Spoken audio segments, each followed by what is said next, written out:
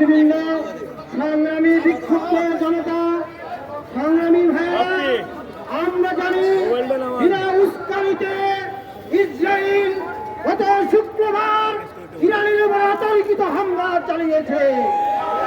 আমরা এই হামলার তীব্র নিন্দা জানাচ্ছি। ইসরায়েল যদি ক্ষান্ত না হয় তাহলে পুরা মুসলিম বিশ্ব পৃথিবীর মানচিত্র থেকে ইসরায়েলের নাম নিশানা মুছে দিবে। মুসলিম বিশ্বকে আহ্বান জানাবে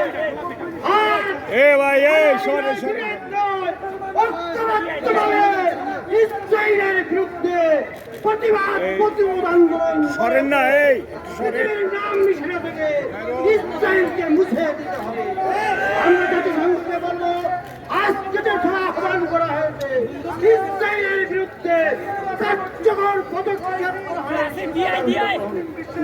প্রিয় ভাইরা, এই হামলার প্রতিবাদে গাজায় যে অব্যাহত সন্ত্রাস চলছে তার প্রতিবাদে এখন মিছিল হবে।